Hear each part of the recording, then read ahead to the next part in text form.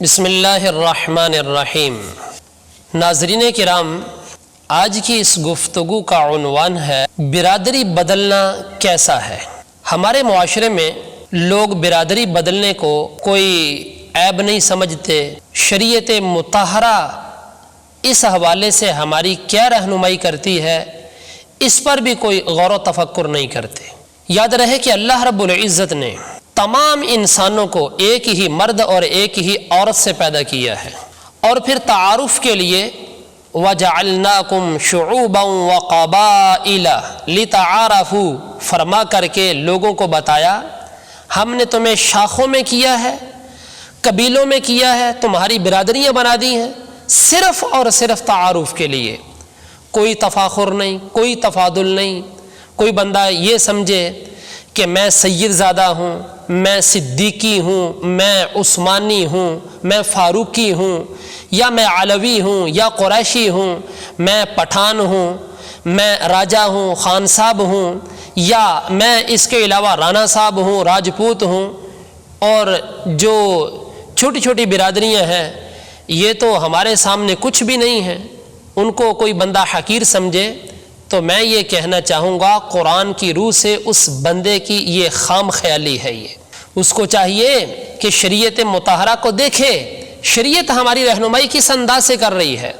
آخری حج کے موقع پر نبی پاک علیہ الصلوۃ والسلام نے فرمایا میں نے سارے تفاخر اپنے قدموں کے نیچے رون دیے ہیں۔ فرمایا کسی گورے کو کالے پر، کسی عربی کو عجمی پر، اور کسی سرخ رنگ والے کو کالے رنگ والے پر کوئی فضیلت، کوئی برتری حاصل نہیں ہے۔ تو لہٰذا یہ قبیلے، یہ برادریاں تفاخر کے واسطے نہیں ہیں، یہ صرف اور صرف تعارف کے لیے ہیں، پہچان کے لیے ہیں۔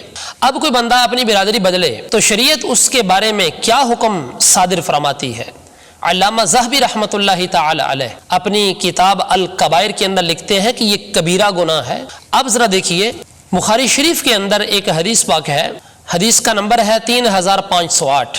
نبی پاک علیہ الصلوۃ والسلام ارشاد فرماتے ہیں من ادعا قوما لیس له فیہم نسب، جس نے کسی ایسی قوم سے ہونے کا دعویٰ کیا جس میں اس کا نسب نہیں ہے، فلیتبوأ مقعدہ من النار، اس کو چاہیے کہ دوزخ میں اپنا ٹھکانہ بنا لے۔ اور ایک دوسرا مقام ہے، امام مسلم نے صحیح مسلم میں مولا علی کرم اللہ تعالی وجہہ الکریم سے یہ روایت نقل کی ہے۔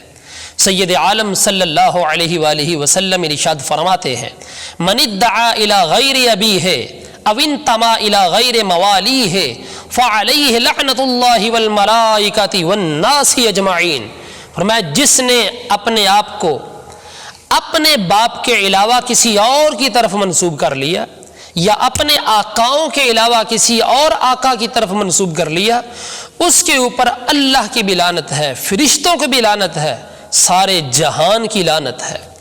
فرمایا لا يقبل اللہ منہ یوم القیامت صرفا ولا عدلا، قیامت والے دن اللہ رب العزت نہ اس کی فرضی عبادت کو قبول فرمائے گا، نہ ہی نفلی عبادت کو قبول فرمائے گا۔ اور پھر زجر و توبیخ مزید نبی پاک علیہ الصلوۃ والسلام نے کی ہے۔ ایک مقام پہ فرمایا ہے من ادعا الی غیر ابیہ، جس نے اپنے باپ کے علاوہ کی طرف اپنے آپ کو منسوب کیا، فعلیہ الجنۃ حرام، اس کے اوپر تو جنت بھی حرام ہے۔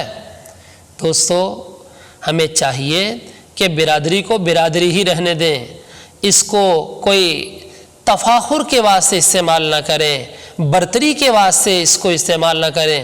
لوگ ایک شہر چھوڑ کر دوسرے شہر میں جا کر مقیم ہوتے ہیں، یا ایک ملک سے دوسرے ملک میں چلے جاتے ہیں، وہاں جا کر کہتے ہیں کہ یہاں پر کون سا کسی کو پتہ ہے ہماری برادری کیا ہے، لوگ تو نہیں جانتے۔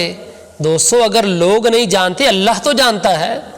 تو ہمیں چاہیے کہ شریعت مطہرہ کی ہم ہر حال میں پیروی کریں۔ دعا ہے اللہ رب العزت ہم سب کو ہر قسم کے جھوٹ سے بچنے کی توفیق عطا فرمائے۔